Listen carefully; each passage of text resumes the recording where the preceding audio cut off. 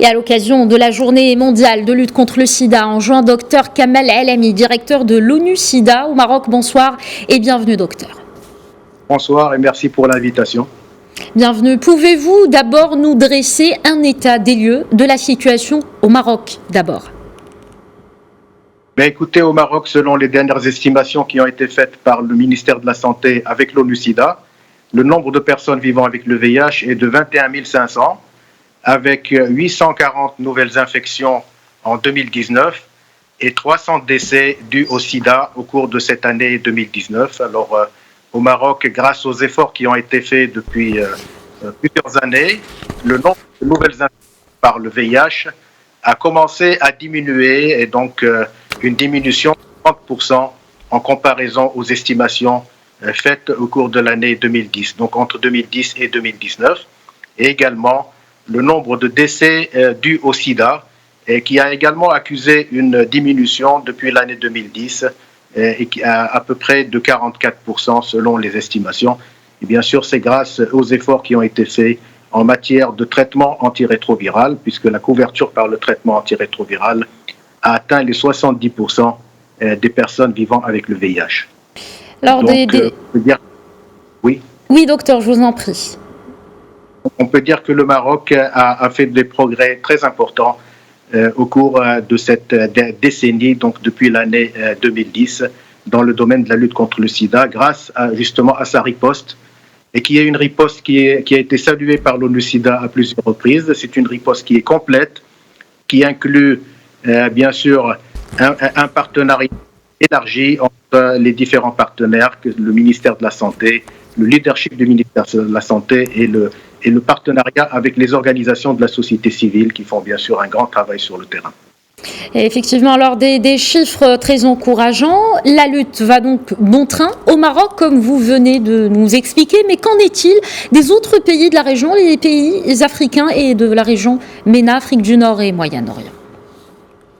Alors, si on considère la région Afrique du Nord et Moyen-Orient, donc malheureusement, cette région a accusé un grand retard en matière de lutte contre le sida, puisque au niveau de la région, donc il y a les taux les plus faibles en matière de connaissances. Vous savez qu'au niveau de la déclaration politique sur le VIH-Sida, l'un des objectifs qui était fixé, c'était l'objectif 90-90-90, c'est-à-dire que atteindre des personnes vivant avec le VIH qui le savent, c'est-à-dire qui connaissent leur statut sérologique, et parmi eux, 90% ont accès au traitement. Eh bien, la région de l'Afrique du Nord et Moyen-Orient a les taux les plus bas au niveau mondial, puisque seulement 52% des personnes vivant avec le VIH qui sont estimées et connaissent leur statut sérologique, c'est-à-dire qu'ils savent qu'ils vivent avec le VIH, et seulement 30% des personnes vivant avec le VIH sont sous traitement antirétroviral au niveau de la région. D'accord, on l'a dit, docteur, ce 1er décembre intervient cette année 2020 en pleine crise sanitaire liée à la Covid-19, une crise qui a imposé une mobilisation générale. Beaucoup de ressources, on le sait, sont exploitées. Dans ce sens, comment cette crise liée au coronavirus a impacté la lutte contre le sida?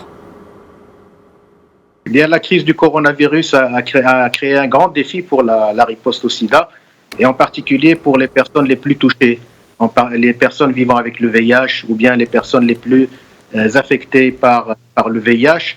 Et l'ONU-SIDA, bien sûr, suit mois par mois avec les pays l'évolution de la progression des services en lien avec le VIH, justement, dans ces nombreux pays. Et les constats, c'est que, bien sûr, la Covid-19 a entraîné des perturbations importantes. D'accord. Alors, la Covid-19 a entraîné des perturbations. Dans ce contexte, il y a une question qui se pose et s'impose aussi, docteur. Très rapidement, cela fait plus de 30 ans que le VIH circule dans le monde. Pourquoi nous n'avons toujours pas réussi à trouver un vaccin contre ce virus alors que les efforts se sont rapidement multipliés dès l'apparition du nouveau coronavirus et les résultats sont très encourageants dans ce sens?